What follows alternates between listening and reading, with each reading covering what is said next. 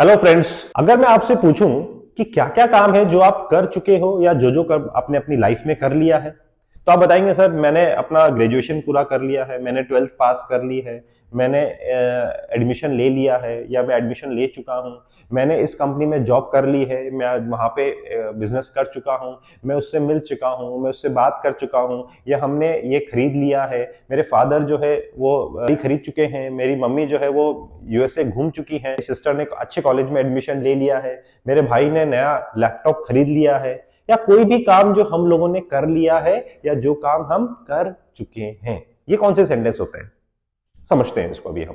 और एग्जांपल बताता हूं मैं दूसरे टाइप के सेंटेंसेस का। अच्छा, मैं अगर आपसे पूछूं कि अच्छा बताइए आपने पहले क्या क्या किया था, तो बोले सर हमने जो है ना एग्जाम्स आईआईटी सिलेक्शन के लिए बहुत मेहनत की थी और हमने बहुत पढ़ाई की थी और हम इवन पास भी हो चुके थे, अच्छे कॉलेज में एडमिशन ले चुके थे, अच्छे तरीके से डिग्री कर चुके थे, फिर हम एक अच्छी कंपनी में जॉब भी कर चुके थे, फिर लेकिन हमने अपना खुद का बिजनेस शुरू किया। तो ये काम हम कर चुके थे। बोले सर हमने उससे मिलने की बहुत कोशिश की थी, हमने उनको समझाने की बहुत कोशिश की थी, हम वहां पे ये मूवी हम पहले ही देख चुके थे, हम ताजमहल घूम चुके थे, वो मुझसे मिल चुका था, वो मुझे समझा चुका था, मैं उसको मना चुका था। कोई भी काम जो आपने पहले कर लिया था या जो काम आप पहले कर चुके थे, ये सेंटेंस अलग होते हैं, और जो काम हम कर लिए हैं, कर चुके हैं, ये अलग होते हैं।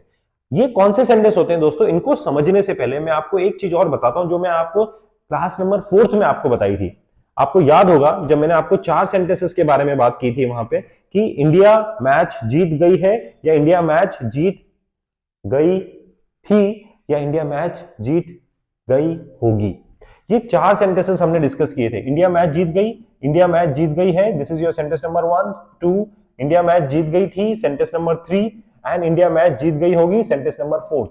दोस्तों जो फर्स्ट सेंटेंस होता है ये हमने डिस्कस किया था कि ये होता है हमारा एक्शन फिनिश्ड, जिसमें काम खत्म हो गया, इसमें कोई था तिथि नहीं है, इसको हम बोलते हैं सिंपल पास्ट सेंटेंस। रिमेंबर, यहां पे हम सब्जेक्ट प्लस मीन वर्ब की सेकंड फॉर्म प्लस ऑब्जेक्ट लगाते हैं, राइट? याद है?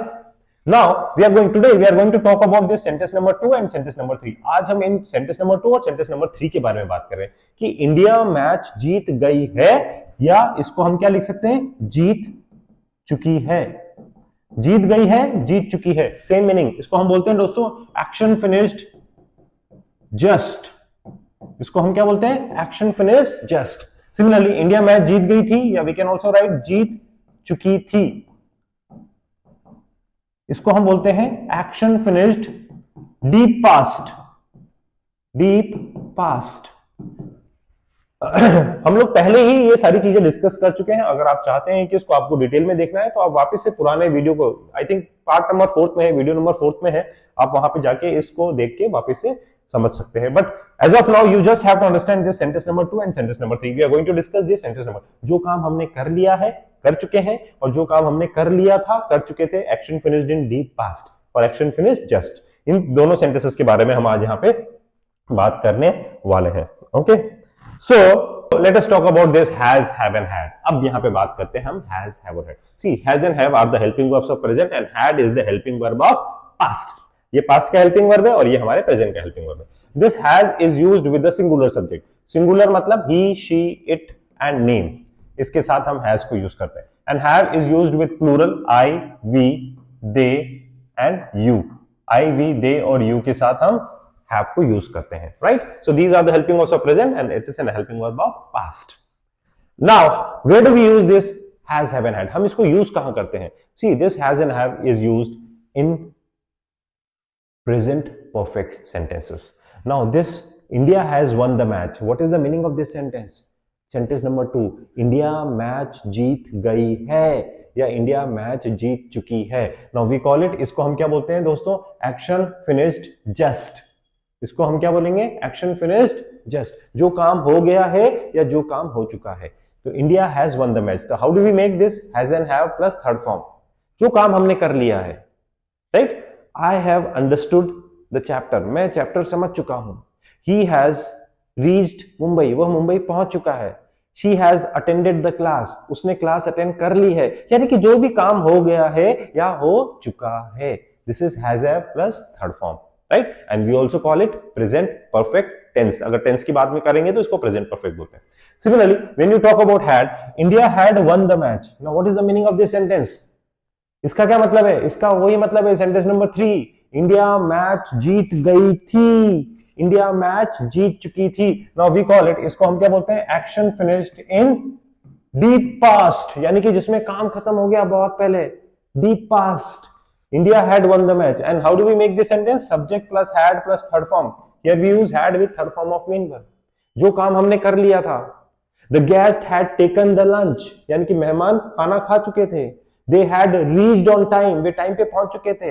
He had given the presentation, उसने प्रेजेंटेशन दे दिया था, यानी कि कोई भी काम जो कर लिया था या कर चुके थे। This is in terms of tenses we call it past perfect. ये पास्ट परफेक्ट है, ये हमारा प्रेजेंट परफेक्ट है। Let us understand more by taking some examples, कुछ एग्जांपल लेके समझते हैं। Now suppose if I say I have finished my homework, I have finished my homework मतलब मैं अपना होमवर्क खत्म कर चुका हूं या मैंने अपना होमवर्क खत्म कर लिया है।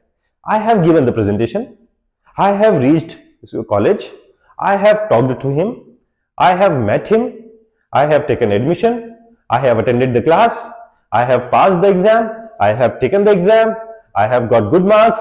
कोई भी काम जो हमने कर लिया है।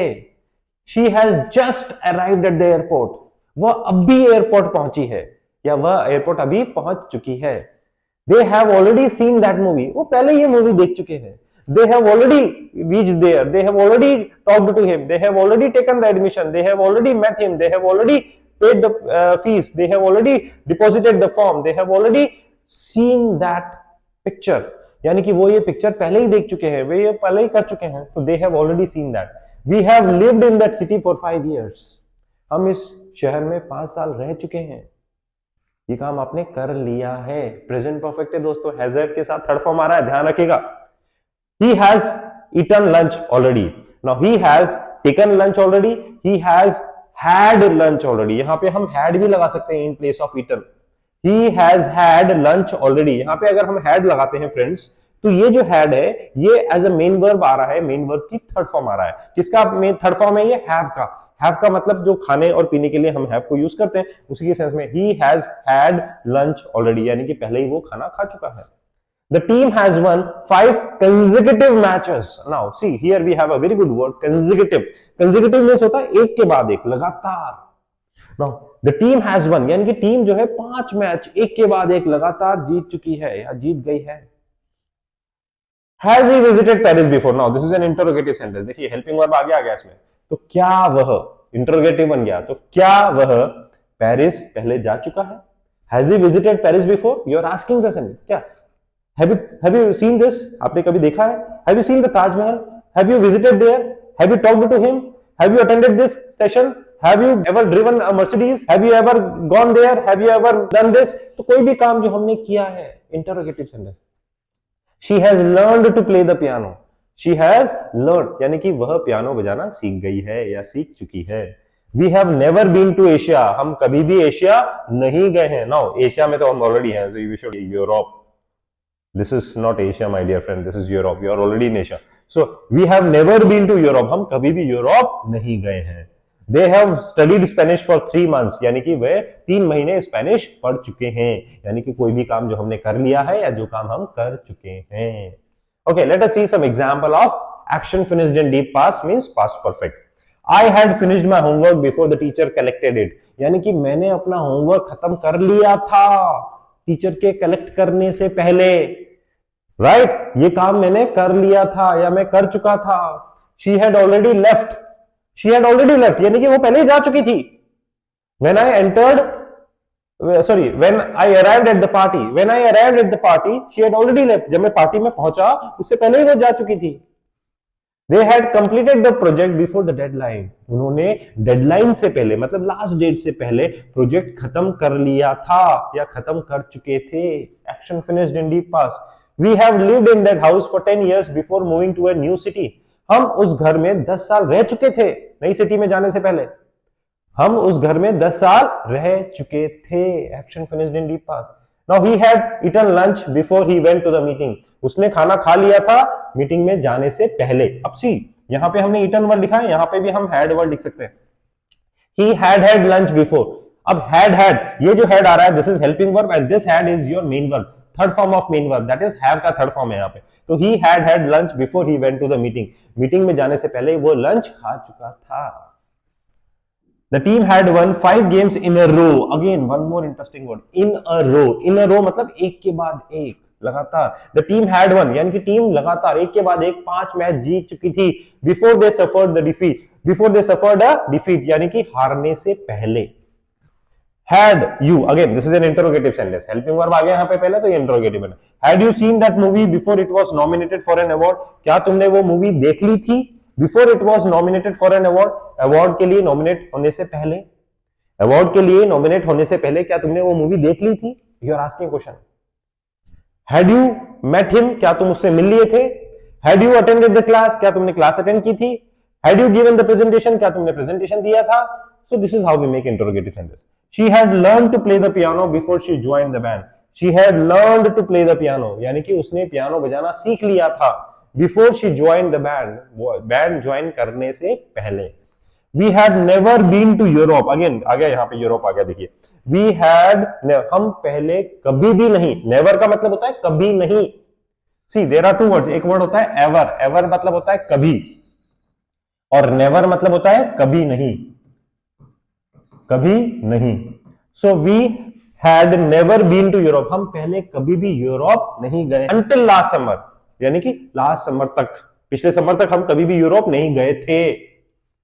दे had studied Spanish for 2 years before travelling to Spain, यानी कि उन्होंने 2 साल स्पेनिश पढ़ी थी स्पेन जाने से पहले। So this is how we make this sentence. Action finished in deep past and action finished, जो काम हमने कर लिया था कर चुके थे, और जो काम हमने कर लिया है कर चुके हैं। So when you convert these sentences into negative, इन सबको जब आप नेगेटिव बनाओगे तो आपका नॉट आ जाएगा थर्ड पोजीशन पे, और इंट्रोगेटिव बनाओगे तो माय डियर फ्रेंड ये जो हैज और हैव है इसको उठा के हमें लाना पड़ेगा आगे। एग्जांपल बताता हूं, जैसे have you attended the class, have you given the presentation, has our team won the match, has he got job in a multinational company. So this is how we make interrogative sentences of has and have. Similarly, we can make the interrogative sentence of had also. Had you completed the homework? Had he reached on time? Had he passed the exam? Had he visited Taj Mahal? कोई भी काम जो हमने कर लिया था, this is your action finished in deep past and action finished just past perfect and present perfect. So you have to practice these such type of sentences. How can you practice such type of sentence? आप कैसे practice कर सकते हैं? See, you have to start thinking कि आपने क्या-क्या काम है जो पहले किया था या कर चुके थे. Now start thinking about those sentences. आपने क्या-क्या किया था? आपके पेरेंट्स ने क्या-क्या किया था? आपके भाई ने क्या-क्या किया था? मम्मी ने क्या-क्या किया था? आपके फ्रेंड्स ने क्या-क्या किया था? तो you will start making the sentence using had plus third form. Similarly, क्या-क्या काम है जो हम कर चुके हैं? मैं ऐसा कर चुका हूं, मैं वहां जा चुका हूं, मैं उससे मिल चुका हूं, उसने ऐसा कर लिया है, मेरे भाई ने ऐसा कर लिया, मेरी बहन ने ऐसा कर लिया, मेरे पापा ने ऐसा कर लिया, मम्मी ने ऐसा कर लिया, मेरे दोस्तों ने ऐसा कर लिया, मेरे पड़ोसी ने ऐसा कर लिया, मेरे क्लासमेट ने ऐसा कर लिया, हम सब ने ऐसा कर लिया है. This is present perfect. So this is how you have to keep on practicing, keep on making the sentences. Right? This will help you to get the fluency.